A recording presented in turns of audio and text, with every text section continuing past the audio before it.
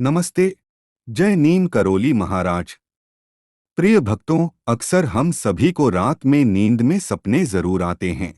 नीम करोली बाबा, जिन्हें बाबा नीम करौरी भी कहा जाता है, एक महान संत और भक्तों के लिए श्रद्धा का केंद्र हैं। उनका सपना में दिखाई देना आध्यात्मिक रूप से बहुत महत्वपूर्ण माना जाता है।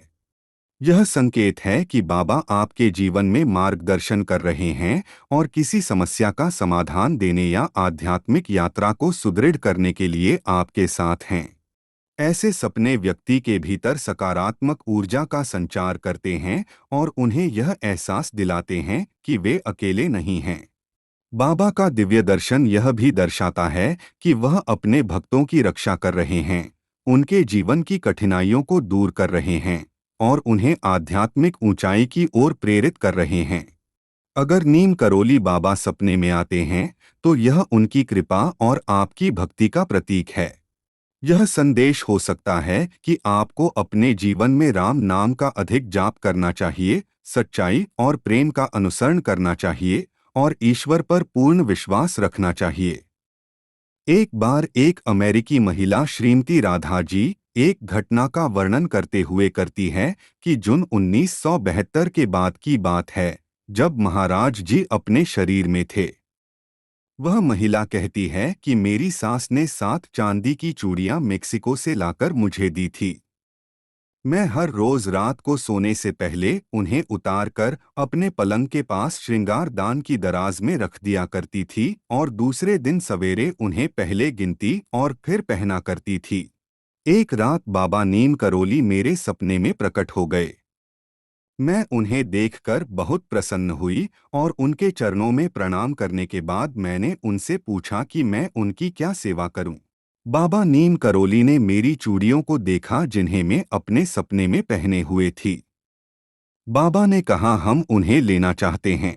मैंने तुरंत सब चूड़ियां हाथ से उतरकर बाबा के चरणों में रख दी। मुझे विश्वास ही नहीं हुआ कि मेरे पास भी कुछ है जिसे वे चाहते हैं। उसके बाद बाबा बोले कि सब नहीं, हम केवल एक लेंगे। मैंने एक चूड़ी उठाकर उन्हें दी। उसके बाद मेरी आंख खुल गई। मैंने श्रृंगार दान देखा, वहां एक चूड़ी कम थी, केवल 6 ही चूड़ियां थी। इस घटना ने मुझे ऐसा आश्चर्यचकित कर दिया कि बहुत समय तक इस संबंध में मैं किसी से कोई बात नहीं कही। अगली घटना जनवरी 1955 की है। राजा भद्री उसे समय हिमाचल प्रदेश के उपराज्यपाल थे। शिमला में भीषण हिमपात हो रहा था। राजा भद्री बुखार से पीड़ित थे और रानी साहिबा श्रीमती गिरिजा देवी बहुत चिंतित हो रही थी। उस रात नींद में रानी गिरिजा देवी को एक सपना आया। उन्होंने राजभवन में खिड़की के रास्ते एक छाया को प्रवेश करते देखा। वह छाया बाबा नीम करोली के रूप को धारण करके रानी को दर्शन दिए। यह बाबा का वही रूप था जिसमें उनके दर्शन रानी गिरिजा देवी को प्रथम बार रामगढ़ जिला नैनीताल में हुए थे। बाबा जप के लिए रानी गिरिजा देवी को एक मंत्र दे रहे थे, पर वह यह कहकर टाल रही थी कि नींद में लिया हुआ मंत्र वह भूल जाएगी। बाबा ने दूसरी बार उनको जगाया और मंत्र दिया। इस बार भी नींद के आवेग में उन्होंने अपनी मंत्र को याद रखने की असमर्थता व्यक्त की।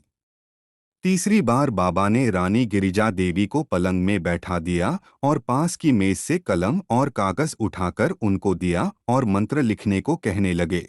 उन्होंने नींद की अवस्था में ही मंत्र लिखा और फिर सोती रही। सुबह जब वह जागी तो उन्होंने अपने बिस्तर पर कागज कलम और अपनी हस्तलिपि में लिखा हुआ वह मंत्र देखा। उन्होंने राजा साहब को यह अलौकिक सपना सुनाया और अब भी वह इस मंत्र का जाप करती है। सन 1976 में श्री भुवन चंद्र तिवारी रोडवेज स्टेशन लोहाघाट के इंचार्ज थे और साथ ही TI का कार्यभार भी संभाले हुए थे।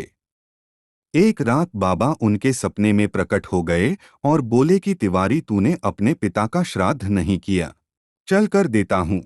इतने में दृश्य बदल गया। उन्होंने पाया कि वह अपने घर पर श्राद्ध की सब सामग्री लिए बाबा को अपने सामने अपनों का श्राद्ध करता पाया। बाबा उनको विधिवत श्राद्ध कर रहे थे। श्री भुवन चंद्र सामग्री में पिंड वस्त्र लाना भूल गए थे। बाबा ने सुझाव दिया कि कुछ हुई फैलाकर पिंडों को ढक दो। श्राद्ध पूरा होने पर बाबा ने पिंडों के ऊपर से कुछ हुई उठाई और आशीर्वाद के रूप में उनके सिर पर रख दी। इसके बाद वह चले गए। दूसरे दिन सहायक क्षेत्रीय प्रबंधक श्री मोहम्मद जफर साहब दौर में आए और अगले दिन भुवन चंद्र को टनकपुर रोड पर साथ चलने को कह गए। उसे दिन स्टाफ करके चालक मिश्रा जी की बगल में जफर सब अपनी पत्नी के साथ बैठे और पीछे की सीटों में उनके पुत्र और तिवारी जी बैठे। मार्ग में सुपना नामक स्थान में उस कार की एक फौजी गाड़ी से दुर्घटना हो गई। कार नीचे जा रही थी और फौजी गाड़ी ऊपर आ रही थी। कार के नीचे का चेसिस कई जगह से मुड़ गया था, पर कार के ऊपरी भाग में किसी प्रकार की क्षति नहीं पहुंची। कार में बैठे सभी लोगों की जान बच गई, पर चोट सबको आई। जफर साहब की पत्नी के पैर की हड्डी टूट गई। तिवारी जी के सिर में केवल उसे स्थान पर जहां बाबा ने 2 रात पूर्व स्वप्न में रुई रखी थी, वहां एक साधारण से चोट आई। इसके उपचार में वहां पर कुछ औषधि के साथ रुई फैलाकर रख दी गई। अगली घटना इलाहाबाद की है।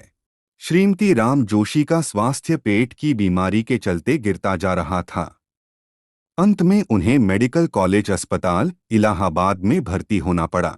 वहां सभी प्रकार की जांच हुई और पेट में नली डालकर भीतरी भाग की जांच भी की गई।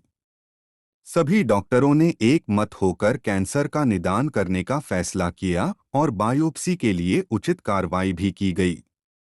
डॉक्टर नैथानी जी के हाथों से यह ऑपरेशन होना था। उन्होंने रिपोर्ट की प्रतीक्षा किए बिना शीघ्र ही ऑपरेशन करने का सुझाव दिया। यह बाबा का भक्त परिवार है। रमा जोशी के पति इस चिंताजनक स्थिति से बहुत घबरा उठे। उन्होंने कई पत्र कैंची मंदिर को भेजे। उनमें बाबा से अपनी हार्दिक वेदना का सच्चा निवेदन करते हुए उनसे उनकी कृपा की प्रार्थना की। संयोगवश डॉक्टर को आवश्यक कार्य से तुरंत इलाहाबाद के बाहर जाना पड़ा। उन्होंने 4 दिन बाद वापसी पर ऑपरेशन करने का निश्चय किया और सहायक डॉक्टर को भी आदेश दिया कि उस दिन मरीज को ऑपरेशन के लिए तैयार रखें। इस बीच परिवार के एक सदस्य को सपने में बाबा के दर्शन हुए। बाबा अस्पताल में बालकों की भांति कांच की गोलियां खेलते दिखाई दिए, पर वह उन्हें सामने की ओर नहीं, पीठ पीछे उल्टी दिशा को फेंक रहे थे। इस सपने का आशय उसे समय निश्चित रूप से समझ में नहीं आया, पर चौथे दिन डॉक्टर के आने पर रमा जी के स्वास्थ्य में अप्रत्याशित सुधार आ गए। सब डॉक्टर का ध्यान इस ओर आकर्षित किया गया तो उसने पुनः नली डालकर भीतर की स्थिति देखी। कैंसर का कहीं पता ही नहीं था। रमा जी को घर जाने की अनुमति दे दी गई। बाबा की उल्टी गोली चलाने का आशय तब समझ में आया। प्रिय भक्तों, बाबा ने ऐसे ही कई सारे भक्तों को उनके सपनों में दर्शन देकर उन्हें कृतार्थ किया है। कई भक्तों को उनके सपने में दर्शन देकर उनकी परेशानियों से मुक्त किया है और उनके जीवन को धन्य बनाया है। आपको यह वीडियो थोड़ा भी अच्छा लगा हो तो प्लीज़ वीडियो को लाइक और चैनल को सब्सक्राइब कर लीजिए। धन्यवाद। जय श्री राम।